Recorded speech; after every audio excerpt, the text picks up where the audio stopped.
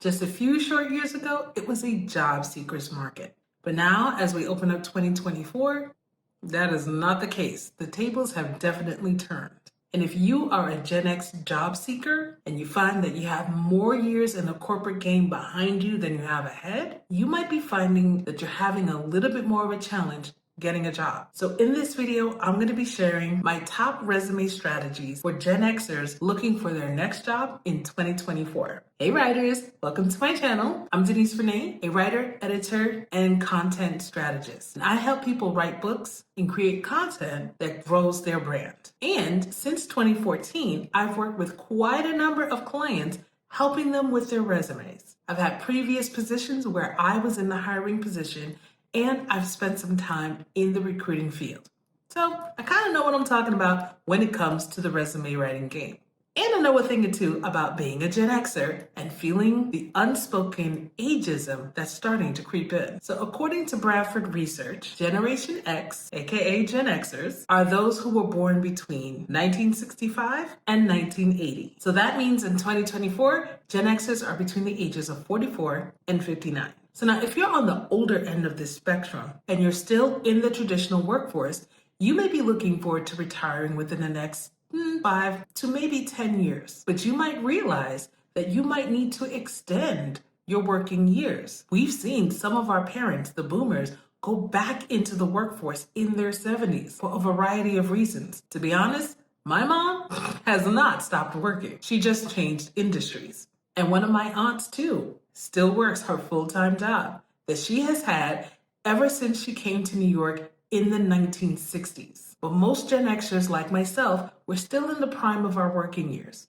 And we still probably have about a good 15 to 20, maybe 25 years left. And unfortunately, even though discriminating against age is illegal, it happens. I actually have a video on my personal channel at It's Denise Renee that shares job hunting strategies for Gen Xers in 2024. I'll leave a link down below in the description box so that you can go ahead and check that out. In this video, however, I'm going to share a few resume strategies that you can implement to switch up your resume a little bit and see if this helps get you past the screeners and into a job interview. So the first resume strategy that I recommend for Gen Xers to employ is to keep your experiences limited to about 10 years, no more than 15. Starting to show too many years of experiences gives people the opportunity to start mentally trying to calculate your age.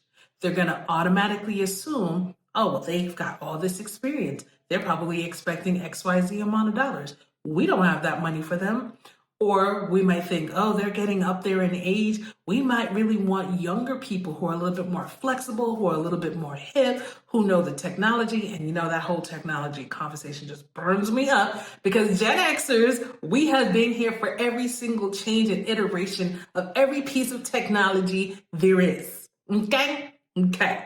Don't get me on that subject because I'm really passionate about it. All right. So, but the thing is that people will use the information on your resume to try to make little mental calculations and disqualify you before they've even had a chance to see your face and to see what you can do or hear what you have to say about yourself or read referrals. So let's not give them that chance. Okay. Along those same lines is my second resume strategy for Gen X. You see them years and dates that are in the 20th century? Get them off your resume, okay? I graduated college in 1995. I'm not gonna tell them folks that, okay? No way. That's an easy way to calculate. Oh, so she was 22 when she graduated college? Actually, I was 21. But, you know, they're gonna start adding up the years. Now, I'm proud to be 50, but I'm not gonna tell you that in an interview. So graduation dates, certification dates, just all dates, take them all off. Except for, of course, you have to list the dates of your employment. But we're keeping that to the most recent 10 to 15 years. Okay. Now, you might get some really pushy and rude screeners, hiring managers, and interviewers. And if they push to try to get your dates, oh, when did you graduate college? You don't necessarily have to answer that question. Just be prepared to politely swerve, okay? Try to redirect that question as best you can. If they say, oh, when were you certified? You can say something like, my certifications are up to date. If they're like, oh, when did you graduate? I graduated from an accredited college and I take continuing education courses to keep my knowledge up to date. Now, when you are a highly melanated person, such as myself, we have a tendency to look 10 to 15 years younger than we actually are.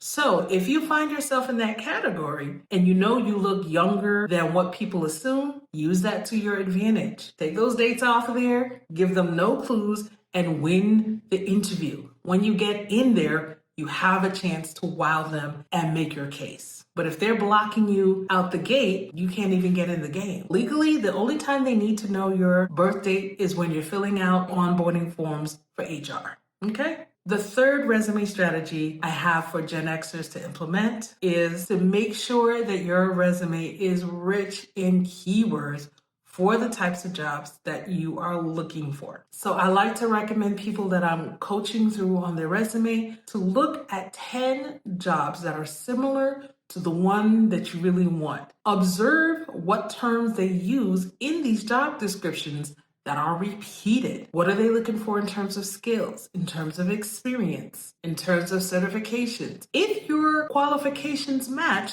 then make sure you are rephrasing things on your resume to match those words and phrases that they use. Because you want your resume to be picked up by their applicant tracking systems. They're going to use keywords to see if these resumes are a match. The ones that are a match, then you'll most likely get a human person to actually review and sort and decide, well, who do we want to actually call in for an interview? You have got to pass that first level of screening and get past the thousands of other people that you are literally competing with for that one job. And quite frankly, sometimes they already have somebody on the inside slated for that position, but they just posted it because they're supposed to. Along with making sure you have the right keywords on your resume, you also want to tailor your resume for the job that you want, especially if it's a job you really want. It's a company you really want to be in. Tailor. You have got to look like the ideal, perfect candidate on paper. Now, this does not mean that you're going to take their job description and recopy it to your resume. That's obvious and that's just not smart, okay? But you got to look like the person that can do what they're asking to do and the person who can do even more. All right. So you want to show, not tell. You want to highlight any advantage that you have, any unique connections that you have. Take a moment, take several moments actually. Google the company, go on their website, find out what their objectives are for the next 5 to 10 years. Do you have any connections that can help them complete their objectives? What do they say about themselves on LinkedIn? What's showing up for them in the news? What's showing up for them in trade magazines? Who are the key people? Who do you know who might know the key people? You're on LinkedIn. Use it, okay? Use their language that they're talking about themselves.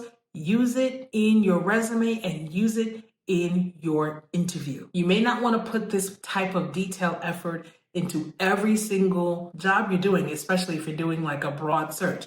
But when it comes down to those handful of ones that you really want, put in the extra effort. Now, if you're looking at your resume right now and you're not sure what exactly is working well for you or what's not working well or what changes you should make, then I want to encourage you to consider allowing me to do a resume review for you. Visit www.writingwithdeniserenee.com, scroll till you see resumes and LinkedIn, and tap to learn more about my different resume services. At the top, you'll find resume reviews and click request service to get in touch with me. Did you find the ideas in this video helpful? Then please give this video a thumbs up. Which of these strategies are you planning on putting into practice? Let me know down in the comments below. And check out one of these 2 videos to help you on your branding journey.